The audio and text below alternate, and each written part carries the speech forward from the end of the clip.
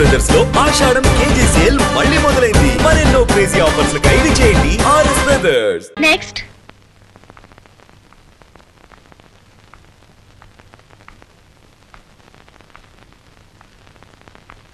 ఏమిటి ప్రాబ్లం? అదే అర్థం కావటం లేదమ్మా. ఈవిడ నా కోడలు, పెళ్ళై ఏడాదైనా ఇంకా నెల తప్పలేదు. పెద్ద ఆలస్యమైందని కాదు, కానీ మనవాడిని ఎత్తుకోవాలని మీకు తొందరగా ఉంది. అదే రండి టెస్ట్ చేస్తాను.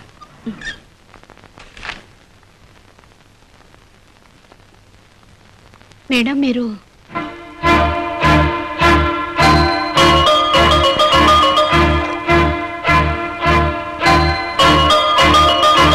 ఈమెలో ఏ లోపం లేదు. మీ అబ్బాయిని ఒకసారి పరీక్ష చేయించుకోమనండి. అయితే లోపం మావాడిదే ఉంటుందిలేమ్మా. పరీక్ష చేయకుండానే ఎలా చెప్పగలరా? మా వాడు దీన్ని పట్టించుకోకుండా తిరుగుతున్నాడమ్మా. వాడు తనతో పాటు పనిచేసే అమ్మాయి మోజులో పడ్డాడు. మావాడికి బుద్ధి లేదు సరే, ఆ పిల్లకైనా బుద్ధి ఉండద్దు. చదువుకున్నావే, దేశాలు తిరిగావే, నీ మొఖం మండ. నీకు పెళ్ళైన వాడే కావాల్సి వచ్చాడంటే ఏమండి, నువ్వు అన్నం తింటున్నావా గడ్డి తింటున్నావా? నీలాంటి దాన్ని చెప్పదు ఒకటినా పాపం లేదు. ఏమండి, అయ్యో ఇలా అడిగేవాళ్ళు లేకనే అది రెచ్చిపోతుందమ్మా. సరే సరే, ఈ మందులు వాడండి. బుట్టెడు మందులు ఇంట్లో ఉన్నాయి. దాని మొగుడు డాక్టరేనమ్మా. దానికి కావాల్సింది మందులు కాదు, మొగ్గుడు. ఈమె మొగుడు డాక్టరా? అతని పేరు? అడుగో మాటల్లోనే వచ్చాడు, వీడే దాని మొగుడు.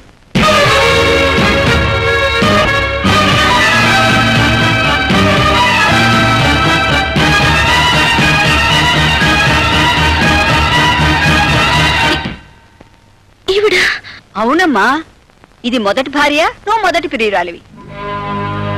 అమ్మా ఏమిటిదంతా? ఏం లేదు నాయనా, నా కోడల్ని చూపించి వెళ్దామని వచ్చాను. వస్తానమ్మా. ఎక్స్క్యూజ్ మీ, కొంచెం దారిస్తారా? బాబు ఈ 1,00,000 ఉంచు, మిగతా 50,000 రేపు రిజిస్ట్రేషన్ రోజు ఇస్తాను జయరామ్జీకి. అలాగే సార్. ఉంటాను సార్. అచ్చా ఏమండి, ఇల్లు అమ్ముతండి. అమ్ముతానే, నేను బతికి బాగుండాలంటే ఇల్లు అమ్మి తీరాలి. బుల్లెట్ ప్రూఫ్ కోట్ కొనాలి, దానికి 1,00,000 రూపాయలు కావాలి. బుల్లెట్ ప్రూఫ్ కోటా అంటే ఏమిటండి? అంటే పెద్ద పెద్ద మంత్రులు వేసుకుంటారే అది వేసుకుంటే గుండు నా గుండెల్లో దూరదు, నేను బతికిపోతాను. ఏమండి, మీరు లేకుండా బ్రతకగలను కానీ ఇల్లు లేకుండా అలా బ్రతకనండి. నేను లేకుండా బతకగలవు గాని ఇల్లు లేకుండా బతకలేవు అన్నమాట. అంటే నాకంటే నీకు ఇల్లే ముఖ్యం అన్నమాట. నువ్వు నిజంగా జగ్గారా కూడా మనిషివేనే. కూడా వాడి సంగతి కూడా తెలిచేస్తాను. అమ్మో, వెంటనే బుల్లెట్ ప్రూఫ్ కొనుక్కోనాలి.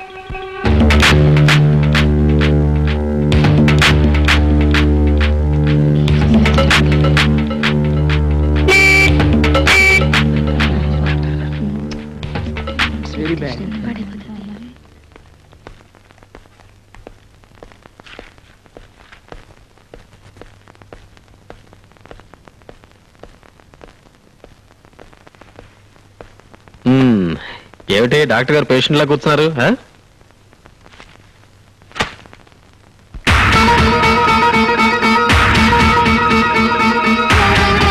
నా పేరు వసంత. ప్రస్తుతం డాక్టర్ వేణుగోపాల్ గారి భార్యని. 15/7/94న మేమిద్దరం కోర్టు ద్వారా విడాకులు తీసుకోబోతున్నాం. మరుసటి రోజు నేను ఇంకో పెళ్లి చేసుకోవాలనుకుంటున్నాను. అందుకు నాకు వరుడు కావాలి. 5 అడుగుల 6 అంగుళాల ఎత్తు, 25 సంవత్సరాల వయసు, కులమతాల పట్టింపు లేదు. నాకు 30 లక్షల ఆస్తి ఉన్నందున మీ సంపాదన ముఖ్యం కాదు. చదువు కన్నా సంస్కారం ముఖ్యం. అందం కన్నా భార్యను అర్థం చేసుకోవడం ముఖ్యం. అర్హత ఉన్న మగాళ్ళకి ఇదే నా విజ్ఞప్తి.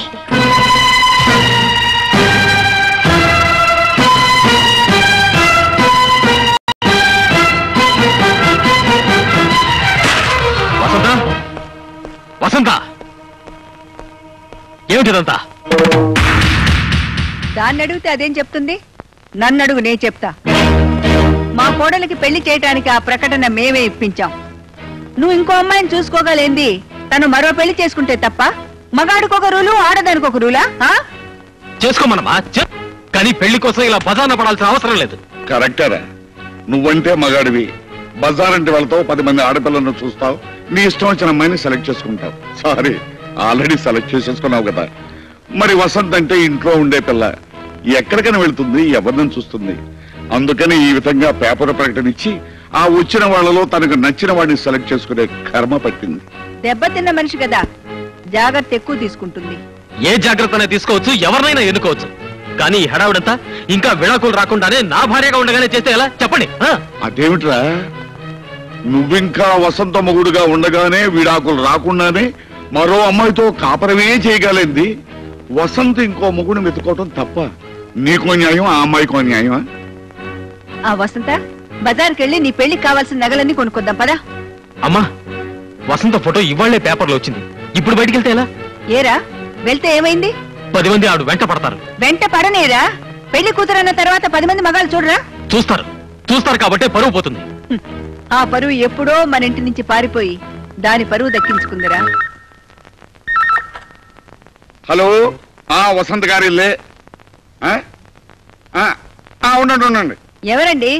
ఎవరో పెళ్లి కొడుకు వసంత ఇంటర్వ్యూ కావాలట, ఎప్పుడు రమ్మంటారు అని అడుగుతున్నాడు. రేపు ఉదయం 8 గంటలకు రమ్మనండి. అలాగే, రేపు ఉదయం 8 గంటలకు రండి. అలాగే. ఒరే డాక్టర్, నువ్వు వచ్చిన వేళ విశేషం ఏంటో గాని నీ పెళ్ళానికి మంచి మంచి సంబంధాలు వస్తున్నాయిరా. ఇప్పుడు ఆ మాట్లాడింది నూజివీడి జమీందారు గారు బయట. రేపే నీ పెళ్ళానికి పెళ్లి చూపులు. డాడీ, అసలు ఈ పెళ్లి మీ చేత జరగడం ఏంటి? అలా అడిగావు, బాగుంది. ఎప్పుడైతే మాతో చెప్పకుండా నువ్వు ఆ అమ్మాయిని పెళ్లి చేసుకోవడానికి ఒప్పుకున్నావో అప్పుడే మీ అమ్మకు నీ మీద నమ్మకం పోయింది. రేపు ఆ అమ్మాయి వద్దంటే నువ్వు మాకు తలగొరువు పెడతానికి రావేమోనని మీ అమ్మ భయం. అందుచేత కోడలికి పెళ్లి చేస్తే ఆ వచ్చే కొడుకు వరుసవాడైనా తలగొరువు పెడతానికి వస్తాడేమోనని మీ అమ్మ ఆశరా. డాడీ, అవునరా, ఇంట్లో ఉన్న మాకు తెలియకుండా కోడలి చేత వేలు ముద్ర వేయించుకున్న తర్వాత ఇంకా నీ మీద నమ్మకం ఎలా ఉంచుకోమంటావు? అదే మీ నిర్ణయమా? అవును. వస్తా. నిజంగా వస్తుండు, నిన్నెవరు అడ్డు పెట్టారు?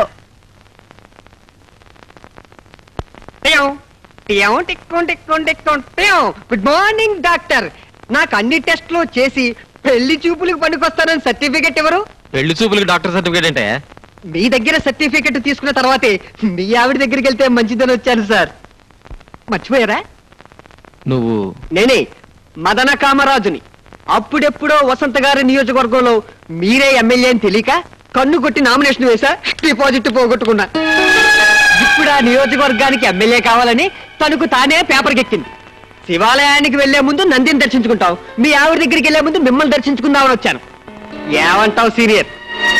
సీనియర్ అంటున్నాడేమిట్రా అనుకుంటున్నావా? మీ ఆవిడ మొగులు లిస్ట్ లో నువ్వు సీనియర్, ఆ తర్వాతే ఈ జూనియర్. మీ అనుభవంలో కొన్ని చిట్టకాలు చెప్పండి, రెచ్చిపోతా. మంచి కోఆపరేషన్. ఇందులో డబుల్ మీనింగ్ ఏమి లేదు, సింగిల్ మీనింగే. ఈ ఇల్లాలి స్వయంవరంలో నేనే గెలవాలని ఆశీర్వదించండి. గెలిస్తే మీకు గుడ్డు కొట్టిస్తానని నేను మొక్కుకున్నాను. Get out, you idiot! Get out!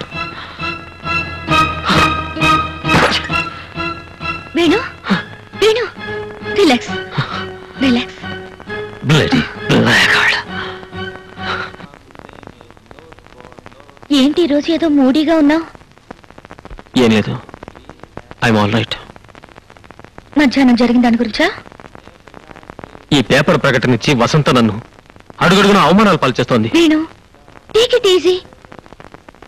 రేపు విడాకులు తీసుకున్న తర్వాత తనకు తోడు కావాలి కదా, వెతుక్కుంటే తప్పే ఉంది. Senior senior senior. Bloody rascal. అటు ఇటు కాని హృదయం కోసం. సీనియర్, కొత్త నియోజకవర్గమా? సూపర్ సెలక్షన్ అయ్యా. సుడిగాడివయ్యా, మల్లెపూలు వదిలేసావు, రోజా పూలు పట్టేశావు. వదినా, నీతో నాకు ఎప్పుడు ఏ అవసరం ఉంటుందో ముందుగా చెప్పలేను. నా పేరు మదన కామరాజు ఫ్రమ్ శృంగారపు కోట. అంత శృంగారమే. నేను మీ కాబోయే శ్రీవారి శ్రీమతి పెళ్లి చూపులకి అప్లై చేశా, రమ్మంది, వచ్చేసా. అదిగో అక్కడుంది.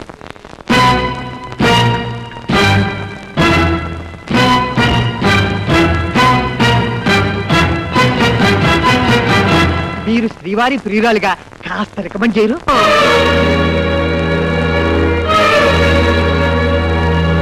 ఆహా, ట్రైబల్ పిల్ల అయితే మాత్రం ఎంత స్టైల్ గా ముస్తాబోయిందో చూడు మన పిల్ల. చుక్కబుక్క రైలే, అది రెండు దీన్ని స్టైలే. చక్కనైన చిక్కనైన అబ్బా అమ్మా ప్రభ నిద్ర రావట్లేదు కదా? లేదండి, కడుపు చించుకుంటే కాళ్ళ మీద పడుతుందని ప్రతి కన్న తల్లి తన బిడ్డ తప్పుల్ని కడుపులో పెట్టుకుని దాచుకుంటుంది. అలాంటిది లోకానికి విరుద్ధంగా నా బిడ్డ నేనే అల్లరి పెట్టుకుంటున్నాను. అదే బాధగా ఉందండి. శుద్ధి చేస్తేనే మురిగిపోయి బంగారం మిగిలేది. ఇక్కడ మన బంగారం అనే మమకారం పనికిరాదు. నాకు ధైర్యం చెప్పే మనిషివే నువ్వేలా నీరు కారిపోవటం నాకేం నచ్చలేదు. మనం చేసే పని వల్ల వాడు 10 మందిలో తలెత్తుకోలేక వెలవెల్లాడిపోతున్నాడండి. ఇందాక వాడిని చూస్తే నా మనసు నీరు కారిపోయింది. ఎప్పుడైతే వాడు విడాకులు అడిగాడో అప్పుడే వాడి వ్యవహారం బజార్న పడిపోయింది ప్రభ.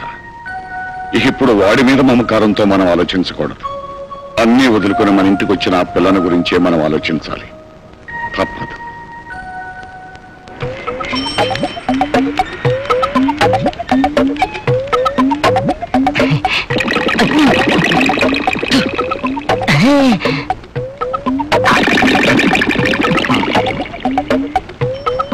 కొంచెం ముట్టించు. ముక్కలు తాగేవాడికి ముట్టించేవాడు ఒకడా? మీ అల్లుడు ఎక్కడ? అల్లుడా? ఎందుకు చంపడానికా? పాపోతని ఏం చేయొద్దు. కావాలంటే నొప్పెట్టని చోట 4 దెబ్బలు కొట్టేసి వదిలే. కొట్టడానికి కాదయ్యా, మీ అల్లుడు చేసిన సాయానికి డబ్బులు ఇవ్వడానికి. అవునయ్యా, ఆ రోజు మీరు మీ అల్లుడు తప్పుడు సాక్ష్యం చెప్పి నన్ను జైలుకు పంపకపోతే నేను ఈ పాటికి చచ్చుండేవాణ్ణి. అదేంటండి? ఆ రోజు నా విరోధులు నా ఇంటి మీద బాంబేశారు. నేను ఇంట్లో ఉంటే చచ్చిపోయిండేవాణ్ణి. జైల్లో ఉండబట్టి బతికిపోయాను. అసలు నేరస్తులు పోలీసులకు దొరికిపోయారు. నన్ను నిర్దోషినని వదిలిపెట్టారు. అందుకే మీ అల్లుడికి డబ్బు ఇవ్వడానికి చేతిలో డబ్బు పెట్టుకుని తిరుగుతున్నాను. అల్లుడు నువ్వెక్కడున్నావయ్యా? 5 రూపీస్ హెల్ప్ చేయండి సార్. సార్ 5 రూపీస్ ధర్మం చేయండి సార్. అడుక్కునేవాడికి బుల్లెట్ ప్రూఫ్. 5 రూపీస్ ఉండేవాడు సార్. సార్ 5 రూపీస్ ఉండేవాడు సార్. సార్ ఓ 5 రూపీస్ ఉండేవాడు sir. I'm not a beggar by profession sir. I'm a beggar by accident sir. అడుగు మా అల్లుడు. అల్లుడు రారా కాల్చరా. ఆనాడు కట్టబొమ్మన టంగుటూరు ప్రకాశం పంతులు గారు, ఈనాడు గురునాథవరా. రే దమ్ముంటే కాల్చరా. మామూలు గురునాథం అనుకున్నారా? 1,50,000 రూపాయలకి ఇల్లమ్మి బుల్లెట్ ప్రూఫ్ కొట్టుకున్నాను రా. దీనికి కాల్స్తే తిరిగి నీకే తగులుతురా. దమ్ముంటే అక్కడుంటే కాల్చరా. కాల్చను, నేనే వస్తాను. దగ్గరకు వచ్చి మొహం మీద కొడతాడేమో.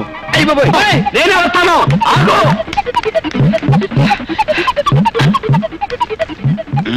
Very good idea.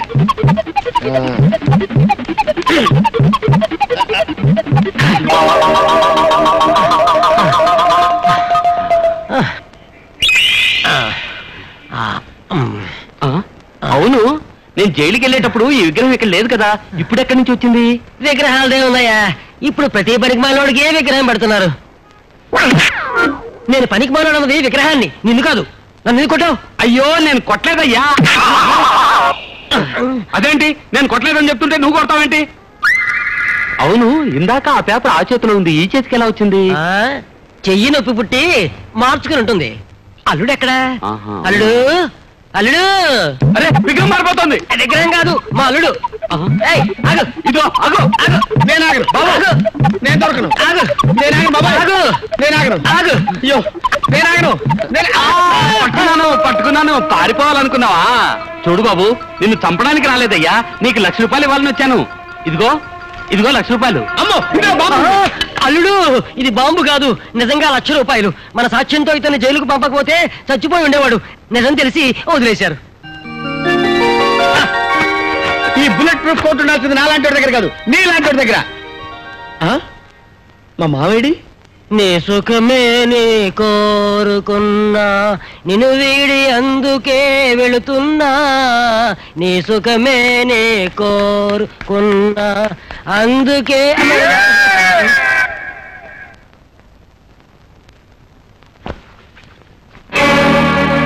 అరే, ఇదేమిటి నాన్న చెప్పా చేయకుండా వచ్చావు? నా కూతురు గొప్పతనం 10 మంది చెప్పుకుంటుంటే విని పొంగిపోయి మనసాక్క పరిగెత్తుకుంటూ వచ్చానమ్మా. అట్టా పిలవమాక, నువ్వు అట్టా పిలిస్తే కంపరం వేస్తుంది. ఈ ఇంటి పరువు కాపాడాల్సిన కోడలు అయ్యుండి నువ్వే ఇంటి పరువును బదారణ పడేస్తున్నావు. మీ పెళ్లి రోజున ఆచార్యుల గారు పూజ చేస్తా మీ దంట గురించి పల్లె పల్లె చెప్పుకోవాలన్నాడు. ఇప్పుడు పల్లెలే కర్మే పట్టణం అంతా చెప్పుకుంటుంది మీలాంటి దంట ఎక్కడా ఉండదని. అది కాదు నాన్న. పుట్టినింటికి మెట్టినింటికి తల వంపులు తెచ్చే నీలాంటి ఆడదే బతుకున్నా ఒకటే సచ్చినా ఒకటే ఎవరన్నా పడి సావే. పోనీ అది చావపోతే మీరే చంపేయండి. అమ్మా అవునండి, పుట్టబోయేది ఆడపిల్లని తెలిస్తే చాలు కడుపులో ఉండగానే కొందరు చంపుతున్నారు. పెళ్లి కాగానే మొగుడు చంపుతున్నాడు. మొగుడు కాదని పుట్టింటికి వస్తే పరువుకు భయపడి మీలాంటి తల్లిదండ్రులు చంపుతున్నారు. తీసుకెళ్ళండి, తీసుకెళ్లి పరువు కోసం కన్నకూతుని కూడా చంపారన్న పేరు తెచ్చుకోండి. అది కాదమ్మా, నా కూతురు వల్ల మీ ఇంటికి చెడ్డ పేరు వస్తుందేమో అని నా ఆరాటం తల్లి. మీ ఆరాటం నాకు అర్థమైంది, కానీ ఇందులో మీ అమ్మాయి తప్పేం లేదు. తప్పంతా నా కొడుకుది. వాడు దీన్ని వదిలిపెట్టి ఇంకో అమ్మాయితో తిరుగుతున్నాడు. అందుకే ఈ నిర్ణయం తీసుకోవాల్సి వచ్చింది. మీరు చెప్పేది నిజమేనా తల్లి? అవును, నా కోడలు బంగారు. దీని మంచి కోసం నేనే ఇదంతా చేస్తున్నాను. కెరసనాయలు పోచి కోడల్ని తగలబెట్టే అత్తలున్న ఈ దేశంలో కోడలికి న్యాయం చేయాలని కొడుకుతో పోటాడుతున్న అమ్మవమ్మ నువ్వు. చిన్నదానివైనా నీకు చేతులెత్తి దండం పెడుతున్నాను. నువ్వు 10 కాలాల పాటు చల్లగా ఉండాలి తల్లి.